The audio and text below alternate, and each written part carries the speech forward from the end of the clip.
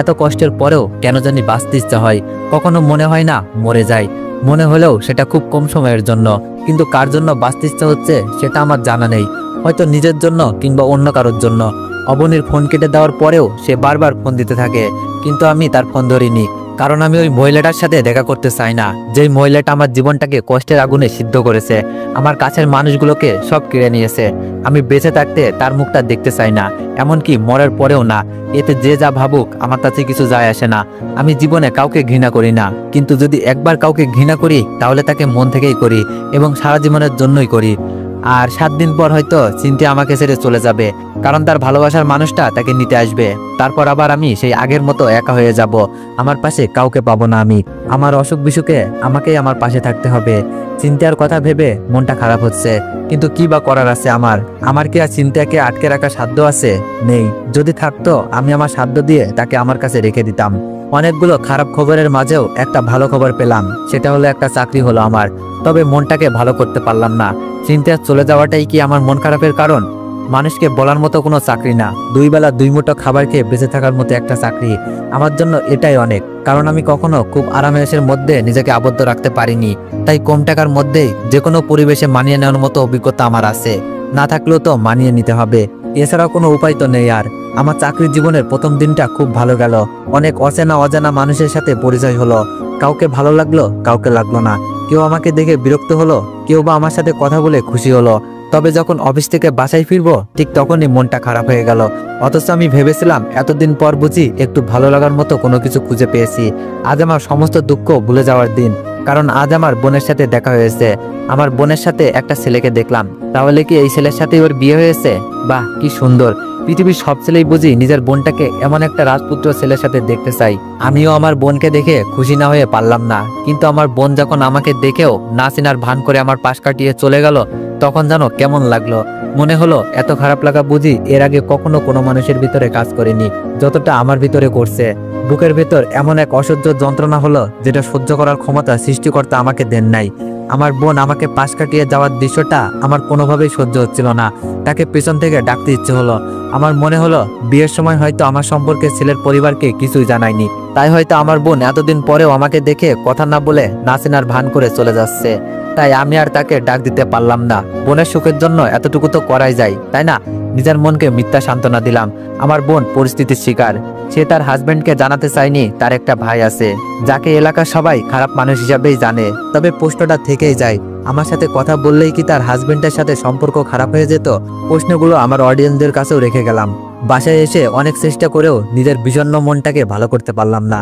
আমার এমন মন খারাপ দেখে সিনথিয়া জানতে চাইলো আমার কি হয়েছে। আমি তাকে হ্যাঁ না কিছুই বললাম না।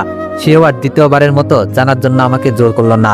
মন খারাপের প্রসঙ্গটা ভুলে যাওয়ার জন্য আমি তাকে জিজ্ঞেস করলাম, আপনি তাহলে সামনের সপ্তাহে চলে যাচ্ছেন? আমার প্রশ্নের উত্তরে সিনথিয়া বলল, হ্যাঁ, যেতে তো হবেই। আপনার সাথে তো আর সারা জীবন থাকতে পারবো না, আর তাছাড়া এটার জন্যই বাসা থেকে পালিয়ে এসেছি। তবে কেন জানি যেতে মন টানছে না। মনে হচ্ছে আর কিছুটা দিন এভাবেই স্বাধীন হয়ে ঘোরাফেরা করি, নিজের ভালো লাগার কাজগুলো করি, নিজের ভেতরটা যা চাই তাই করি। আমার সিনথিয়াকে বলতে ইচ্ছে করলো, যার সাথে বৈধ কোনো সম্পর্ক নাই তার সাথে সারা জীবন থাকা যায়। আমার সাথে তো আপনার পবিত্র কালেমা পড়ে বিয়ে হয়েছে, আমাদের সম্পর্কটা পবিত্র। তাহলে কেন আপনি আমার সাথে সারা জীবন থাকতে পারবেন না? কিন্তু বললাম না, কারণ কিছু কথা মনের ভিতরেই থাকা ভালো। প্রকাশ করলে এক পৃথিবীর সমান দুঃখ পাওয়ার সম্ভাবনা থাকে। আমি সিনথিয়ার দিকে তাকিয়ে কপালের ঘাম মুছতে মুছতে বললাম, আপনার বয়ফ্রেন্ড কি করে, কোথায় থাকে? কিছুই কিন্তু বললেন না আমাকে। তখন সিনথিয়া হেসে বলল, আমি নিজেও তার সম্পর্কে খুব বেশি কিছু জানি না। তার সাথে আমার পরিচয়টা একটু ভিন্নভাবে হয়েছিল। তখন আমি কলেজে পড়তাম। আমার বান্ধবীকে কিছু ছেলে অনেক বিরক্ত করত, সাথে আমাকেও। যারা বিরক্ত করত তারা অনেকটা বাজে ছিল, তাই তাদেরকে কিছু বলার সাহস পেতাম না।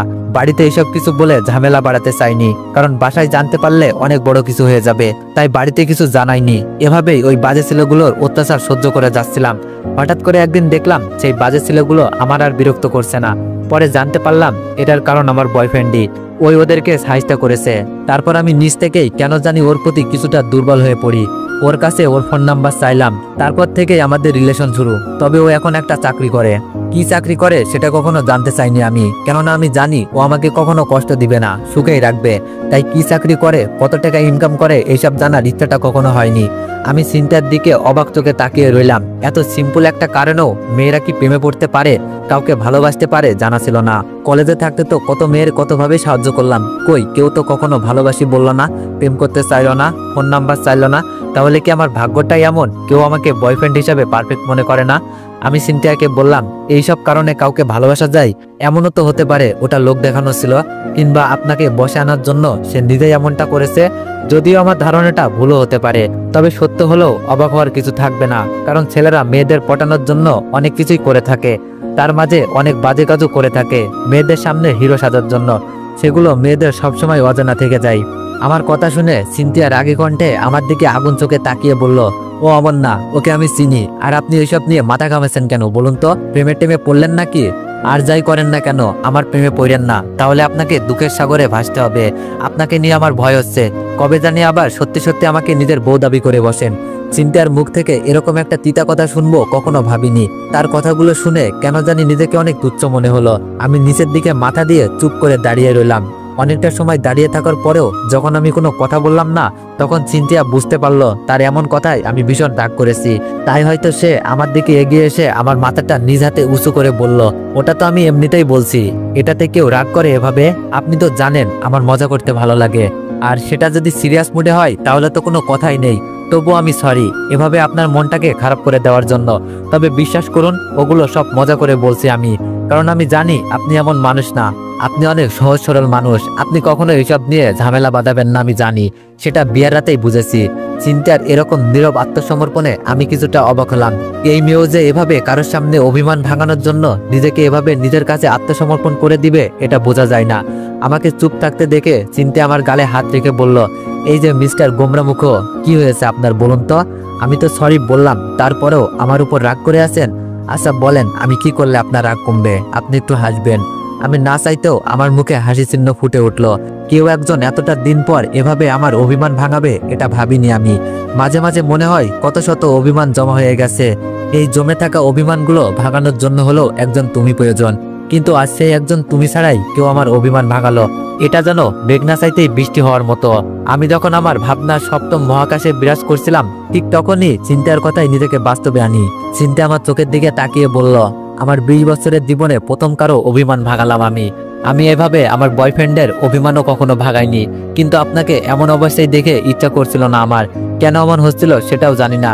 কালকের দিন পর আমার বয়ফ্রেন্ডের সাথে দেখা করতে যেতে হবে, আপনাকেও সাথে যেতে হবে। ওকে এই বাসাতে আসতে বলেছিলাম, বাট ও আসবে না, তাই রেস্টুরেন্টে যেতে হবে। আমি সিনথিয়ার এমন কথা শুনে বললাম, আপনি আপনার বয়ফ্রেন্ডের সাথে দেখা করতে যাবেন, আমাকে কেন যেতে হবে? আপনার মধুর মিলনের মাঝে আমি শুধু শুধু দর্শক হতে চাই না। তখন সিনথিয়া ধমকে সুরে বলল, যেতে হবে আপনাকে, দরকার আছে। তার কথার প্রতি উত্তরে তাকে বলতে চাইলাম, কে আপনি? আমার কে হন? এভাবে আমাকে ধমক দেওয়ার অধিকার আপনাকে কে দিয়েছে? তো এভরিওয়ান, নেক্সট পার্টের জন্য অপেক্ষা করুন। ধন্যবাদ।